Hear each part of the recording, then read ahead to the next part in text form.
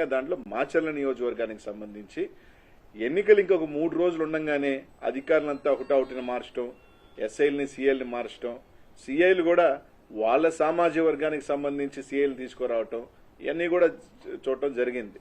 ఈరోజు వాస్తవానికి ఆ రోజు ఎన్నికల రోజు కూడా అనేక సార్లు మా ఎమ్మెల్యే అభ్యర్థి రామకృష్ణారెడ్డి గారు అనేక సార్లు చెప్పాడు. ముఖ్యంగా ఈరోజు వాళ్ళు చెప్తా ఉన్నారు, వాళ్ళ ఎంపీ అభ్యర్థి కృష్ణదేవరాయలు కానీ వీళ్ళందరూ కూడా ఏం చెప్తా ఉన్నారు, మాకు పోలీసు ఎక్కడా కూడా సహకరించలేదు, పోలీసు ఇది చేయలేదు, పోలీసు బందోబస్తు పెట్టలేదని మాట్లాడుతున్నారు. ఈరోజు స్పష్టంగా మేము తెలుగుదేశం పార్టీ నాయకులు కానీ ఈసీఐని కూడా అడుగుతా ఉన్నాం, మీరు ఇంపార్షియల్ గా వ్యవహరించలేదని దానికి. ఈరోజు ఇదే మాచర్లో ఎమ్మెల్యే గారి గ్రామం అయిన కర్లగుంట కావచ్చు, కేపీగూడెం ఏదైతే కేవలం 4,000 ఓట్లున్న 2 గ్రామాలలో పక్కపక్క గ్రామాలలో 2 డిఎస్పీలు పెట్టారు మీరు. అదే ఒప్పిచెర్ల 5,000 ఓట్లున్న పక్కన తుమ్మరకోట, చింతపల్లి, పాల్వాయి గేట్లో విపరీతంగా రిగ్గింగ్ జరుగుతూ ఉంది. ఆ ప్రాంతంలో భయభ్రాంతులు చేస్తున్నారని చెప్తున్నా కూడా ఎమ్మెల్యే గారు కానీ ఎస్పీకి ఫోన్ చేసినా కానీ కనీసం స్పందించాల. ఆ రోజు స్టార్ట్ అయిన రోజు చూసుకున్నా కూడా ముట్టుకూరు గ్రామంలో ఆ రోజు తెలుగుదేశం పార్టీ వాళ్ళు పోయి ఎస్సీలని బీసీలని కొట్టడం కానీ, ఈ రోజు అలాగే తుమ్మరకోట్లో అయితే దాదాపు ఈరోజు ఈసీని అడుగుతా ఉన్నాం మేము. మీరే అన్నారు 9 దగ్గరలా ఈవీఎంలు పగలగొట్టారని. కేవలం ఒక్క రామకృష్ణారెడ్డి గారిది మాత్రమే ఎందుకు రిలీజ్ అయింది? ఈరోజు ఎలా రిలీజ్ అయింది? మీరు రిలీజ్ చేశారా లేకపోతే ఎవరైనా రిలీజ్ చేశారా? కనీసం ఈ రోజున ఈసీ దాని మీద ఎందుకు చర్య చేపట్ల? 9 పగలగొడితే కొరవ 8 ఎందుకు రిలీజ్ కాలేదు? 8 సంఘటనలు ఎందుకు రిలీజ్ కాలా? ఆ ఫుటేజ్లు ఎందుకు బయటకు రాలా? దీని మీద అన్ని కూడా అని చూస్తున్నప్పుడు ఒక అనుమానాలు దావుతీస్తా ఉన్నాయి. ఈరోజు తుమ్మరకోటకు సంబంధించి తెలుగుదేశం వాళ్ళు పగలగొట్టారు, దాదాపు ఇంకొక దగ్గర పగలగొట్టారు, చింతపల్లిలో రిగ్గింగ్ చేశారు, ఒప్పిచెర్లలో అయితే ఎస్టీలని ఓట్లు లేకపోతే బూత్లో కొట్టుకొని బయటకు తీసుకొచ్చారు. ఇదే పాల్వాయి గేటుకు సంబంధించి బీసీలు ఎస్సీలు మహిళలు ఓట్లైన పోతా ఉంటే ఓట్లైనీయకుండా కొట్టి తరిమేస్తుంటే ఎమ్మెల్యే గారు పోయి దాదాపు 1.5 గంట ఎస్పీకి ఫోన్ చేసినా అదే ఎస్పీ గారు మాచర్ల చుట్టూ తిరిగారు కానీ కనీసం పాల్వాయి గేట్ దగ్గరికి రావాలన్న ఆలోచన కూడా చేయలేదు. ఎందుకంటే ఇదంతా ఒక ప్రీ ప్లాన్డ్ గా ఎక్కడెక్కడ ఇబ్బంది పెట్టాలి, ఎక్కడెక్కడ తెలుగుదేశం వాళ్ళు రిగ్గింగ్ చేసుకోవాలి అని ఒక ప్రీ ప్లాన్డ్ గా చేసిన పద్ధతిలోనే నడిచింది. 1.5 గంట సేపు ఎమ్మెల్యే గారు ఆడ నిలబడి ఈరోజు ఎస్సీలు కానీ మహిళలు కానీ వచ్చి బోరుమని ఈ విధంగా మమ్మల్ని ఓట్లనేది కొట్టి తరిమేస్తారని ఎస్పీ గారు స్పందించకపోతే ఏ అభ్యర్థి అయినా ఎవరైనా ఏం చేస్తారు? కొన్ని కన్వైన కార్యాలు దీనికి ఎవరు రెస్పాన్సిబుల్? దీనికి సంబంధించి అధికారులు రెస్పాన్సిబుల్ కదా? ఎలక్షన్ కమిషన్ కి ఈ ప్రాంతాల్లో ఒకసారి 7 బూతుల దగ్గర పగలగొట్టేస్తే రీపోలింగ్ ఎందుకు పెట్టలేదు? మళ్ళీ అక్కడే రీపోలింగ్ ఎందుకు చేయించారు? ఇదే తుమ్మరకోటలో మేము ఎస్పీ గారికి ఫోన్ చేశాం, సార్ అక్కడ భయపడతా ఉన్నారు, ఏజెంట్లు కూర్చునే దానికి కూడా ఇబ్బంది. అంటే పోలీసు ఆడ కూర్చోబెట్టి వైసీపీ ఏజెంట్లు లేకుండా రిగ్గింగ్ చేయించిన మాట వాస్తవం కాదా? ఇది ఎస్పీ గారితో మేము మాట్లాడలేదా? పాల్వాయి గేట్ దగ్గర ఆయన రామకృష్ణారెడ్డి గారు ఏదైతే రామకృష్ణారెడ్డి అబ్బాయి తలబగిలింది, ఆయనకి దెబ్బలు తగిలినాయి. ఈరోజు అనేక రకాల అరాచకాలు తెలుగుదేశం పార్టీకి వక్తాసుగా ఈరోజు అడుగుతా ఉన్నాం. మీరు చెప్తా ఉన్నారు కదా కానిస్టేబుల్ 2 గ్రామాలకు సంబంధించి డిఎస్పీలను పెట్టి కర్లకుంటలోను కేపీగూడెంలో ప్రతి ఓటర్ని ఇది నీ ఓటా అని మీరు చూసిన డిఎస్పీ గారు ఒప్పిచెర్లో గాని తుమ్మరకోటలో గాని చింతపల్లిలో గాని పాల్వాయిగోట్లో గాని ఎందుకు చూడలేదని అడుగుతా ఉన్నా. అక్కడికన్నా ఎక్కువ ఓట్లున్న ప్రాంతం కదా, ఇక్కడ ఎందుకు పెట్టలేదు మీరు డిఎస్పీలని? ఎందుకు సీఐల్ని పెట్టలేదు? ఎందుకు ఎస్ఐని కూడా సంబంధించి ఎందుకు పెట్టలేదు? కనీసం దాని ఫుటేజ్లు రిలీజ్ చేయండి. కనీసం ఈ 4 బూతులకు సంబంధించి చింతపల్లిలో ఉన్న 4 బూతులు, ఒప్పిచెర్లో ఉన్న 3 బూతులు, తుమ్మరకోటలో ఉన్న 3 బూతులను ఈసీ న్యూస్ ఎలక్షన్ కమిషన్ మీరు నిజంగా ఇంపార్షియల్ గా చేసే పని అయితే ఆ బూత్ లో రోజు జరిగిన వారి అంతా కూడా తీసి జరిగిన దాని మీద విచారణ జరిపి అవసరమైతే రీపోలింగ్ పెట్టమండి. ఈరోజు స్పష్టంగా మా ఎమ్మెల్యే గారు దాని మీద రీపోలింగ్ జరగండి, ఈ విధంగా జరిగితే దాని మీద ఈ రోజు దాకా యాక్షన్ తీసుకోవాలి. 13వ తారీఖున మీరు చెప్పారు పగలగొట్టారని. 13వ తారీఖున ఎస్పీ లేరా, పోలింగ్ ఆఫీసర్ లేదా? ఆ రోజు వెబ్ కాస్టింగ్ నుంచి మీరు వీడియో ఎందుకు తొలగించలేదు? 20వ తేదీ దాకా పట్టిందా మీకు? అంటే ఎవడో రిలీజ్ చేస్తే ఫేక్ది కావచ్చు, వాట్ ఎవర్ రిలీజ్ చేశారు. అది ఎలా రిలీజ్ అయింది? ఒకటే రిలీజ్ అయింది, 9 ఏమైనాయి? 9 ఉండాలి కదా, ఆ 9 ఎందుకు రిలీజ్ చేయలేదు?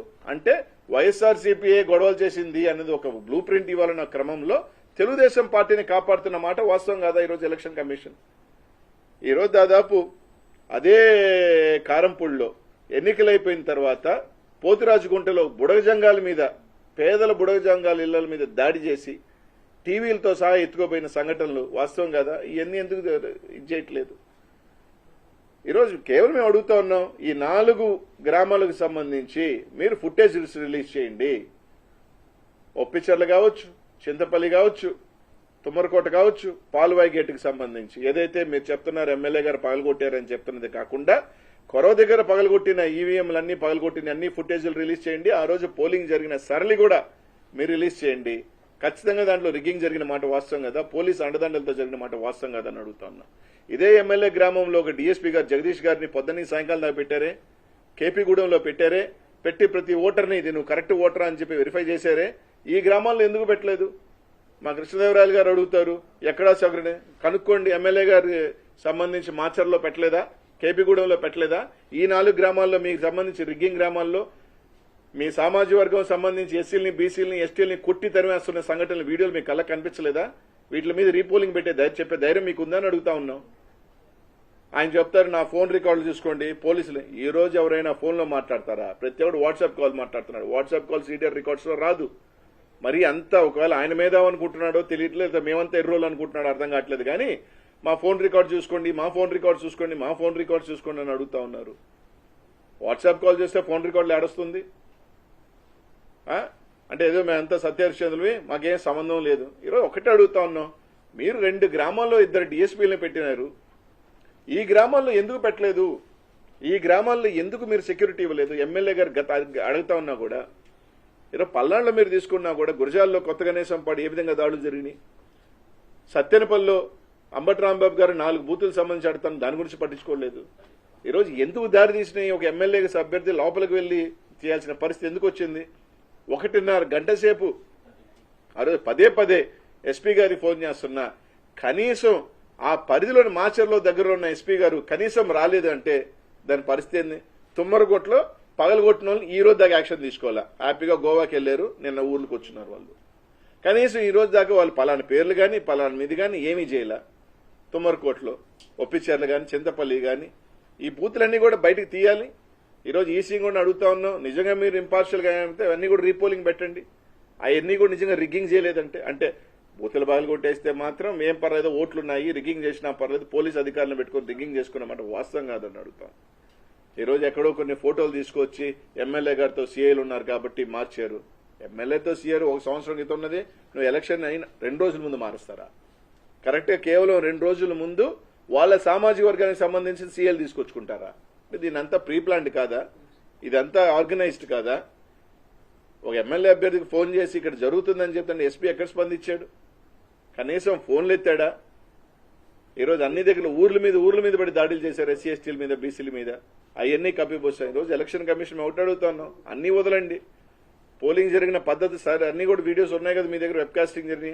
అసలు ఇది ఒకటి మీరు రిలీజ్ చేశారా వీడియో, లేదా ఎవరైనా దొంగతనంగా రిలీజ్ చేశారా? దొంగతనంగా రిలీజ్ చేస్తే ఎవరు చేశారు? వాళ్ళ మీద ఏమైనా యాక్షన్ తీసుకున్నారా?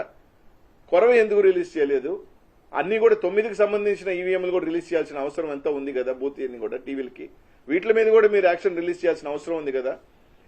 సెంట్రల్ ఎలక్షన్ కమిషన్ వాటి మీద కూడా తీసుకొని రాయాల్సిన పరిస్థితి ఉంది కదా అని అడుగుతా ఉన్నా. కాబట్టి ఇట్లన్నిటి మీద ఎలక్షన్ కమిషన్ నిజంగా ఈ రోజు అడిగితే ఖచ్చితంగా వాళ్ళు పార్షాలిటీ చూపిస్తా ఉన్నారు. ఈ రోజు కూడా తెలుగుదేశం పార్టీ ఒత్తాసుగానే పలుకుతా ఉన్నారు. వాళ్ళ పద్ధతి కానీ వాళ్ళ తీరు కానీ చూస్తా ఉంటే తప్పకుండా ప్రజాక్షేత్రంలో ప్రజలు మా వింటున్నారు, వైఎస్ఆర్ కాంగ్రెస్ పార్టీ వింటున్నారు. జూన్ 4న రాబోయే ఎన్నికల్లో మళ్లీ జగన్మోహన్ రెడ్డి గారు ముఖ్యమంత్రిని చేసి అదే మాచర్ల నియోజకవర్గంలో కూడా రామకృష్ణారెడ్డి గారు మంచి మెజార్టీతో గెలవబోతా ఉన్నారు. దాంట్లో మీరు ఎన్ని దొంగ చేష్టాలు చేసినా, 4 ఊర్లు రిగ్గింగ్ చేసినా, కొరవ గ్రామాల మద్దతు వైఎస్ఆర్ కాంగ్రెస్ పార్టీకి ఉంది, అన్నీ ఉన్నాయి. తప్పకుండా దీన్ని ఏ విధంగా లీగల్ గా మేము ఫైట్ చేయాలో ఫైట్ చేస్తాం. తప్పకుండా దీనికి సంబంధించి సత్తెనపల్లిలో బూతులు రిగ్గింగ్ అక్కడ చెప్తే దాని గురించి స్పందన లేదు, ఎక్కడా లేదు. ఒక్కసారి ఈవీఎంలు పగలగొట్టిన తర్వాత మళ్లీ కొత్త ఈవీఎం తీసుకొచ్చి పోలింగ్ చేయించారంటే రిగ్గింగ్ చేసుకోమని అర్థమే కదా. దీన్ని రిగ్గింగ్ చేసుకోమని ఆ రోజు నేను ఎస్పీ గారికి స్వయంగా నేను ఎమ్మెల్యే అభ్యర్థి రామకృష్ణ గారు ఎస్పీ గారికి ఫోన్ చేసి తుమ్మరకోటలో రిగ్గింగ్ జరుగుతుంది సార్, మీరు ఉంటానంటున్నారు కదా, మేము వస్తాము అని చెప్తే ఎమ్మెల్యేగా మీరు రావద్దు, ఎంపీగా మీరు రండి అని చెప్పి మేము వచ్చేటప్పటికి ఎస్పీ గారు మాత్రం బయట వెళ్ళిపోయారు. వేరే ఊరిలో ఉన్నాను సార్, నేను లేను అని చెప్తాడు. అంటే ఈ విధంగా ఎక్కడికెక్కడికి తప్పించుకునే కార్యక్రమం, ఎక్కడికెక్కడికి తెలుగుదేశం పార్టీ వాళ్ళు రిగ్ చేసుకునే కార్యక్రమం, ఎస్సీలని బీసీలని ఓట్లకు రాకుండా కొట్టి తరివేసిన కార్యక్రమాలు అన్ని వీడియోలు రిలీజ్ చేస్తే తెలుస్తుంది ఎవరు దౌర్జన్యాలు చేశారో, ఎవరు అరాచకాలు చేశారో, ఈ రాష్ట్రంలో ఎవరు హింసాకాండాన్ని ప్రోత్సహించారో అన్ని కూడా బయటకు వస్తాయి. అలా కాకుండా కేవలం రామకృష్ణారెడ్డి గారే తప్పు చేశారు, రామకృష్ణారెడ్డి గారే రౌడీజం చేశారు, రామకృష్ణారెడ్డి బిడ్డ తల కూడా బగిలింది, అది కనిపించట్లేదా? తన 20 సంవత్సరాల బిడ్డని 26 కుట్లు 5 కుట్లు పడ్డాయి, వాళ్ళ డ్రైవర్కి 18 కుట్లు పడ్డాయి. అది కనిపించట్లేదా వాళ్ళకి, తెలుగుదేశం పార్టీ వాళ్ళకి కానీ ఆ పచ్చ మీడియాకి ఏ విధంగా కొట్టారన్న సంగతి కనిపించట్లేదా? బుడగ జంగాల మీద దాడి చేసింది కనిపించట్లేదా?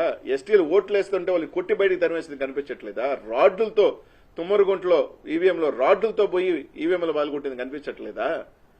అంటే ఎన్ని మీద కూడా ఈసీఐ ఖచ్చితంగా కఠినంగా వ్యవహరించాలి, ఇంపార్షియల్ గా వ్యవహరించాలి. ఈ విధంగా ఖచ్చితంగా అయితే లీగల్ కోర్సులో ఖచ్చితంగా మేము ఫైట్ చేస్తాం. తప్పకుండా ప్రజలు కూడా అర్థం చేసుకుంటారని తెలియజేస్తాం. నిజంగా చెప్పాలంటే ఆ రోజు ఎమ్మెల్యే గారు ఓటేసుకొని మేము ఊరికి పోదామంటే 4:30కి స్టార్ట్ అయితే 6 గంటల కంటే బండి కారుని 20లో నడుపుతారు. మా వాళ్ళ కాన్వే పెట్టి చిన్నగా, అంటే దాన్ని ఏదో విధంగా డ్రాగ్ చేసుకునే పోయే విధంగా. అప్పుడు మేము అలా కాదు, తొందరగా ఓవర్టేక్ చేసుకోపోయి తొందరగా పోయి ఓటేసే పరిస్థితి ఈరోజు ఎమ్మెల్యే గారికి కూడా వచ్చి తీసుకొచ్చారు. అంటే అంత పగడబందీగా, అంత ఎమ్మెల్యే గాని వాళ్ళ తమ్ముడు గాని ఎక్కడా పెద్ద తిరగకూడదు. ఈ గ్రామాలలో ప్రశాంతంగా తెలుగుదేశం పార్టీ రిగ్ చేసుకోవచ్చు.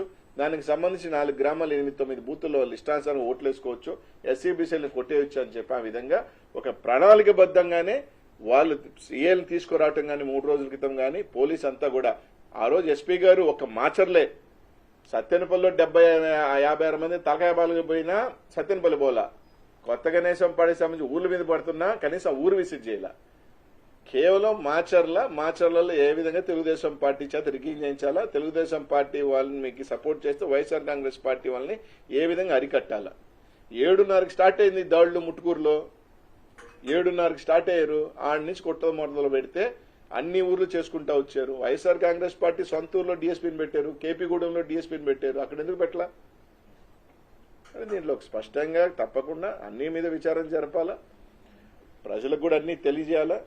ఈ విధంగా అన్ని వీడియోస్ కూడా రిలీజ్ చేయమని మాత్రం ఎలక్షన్ కమిషన్ కోరుతున్నాం.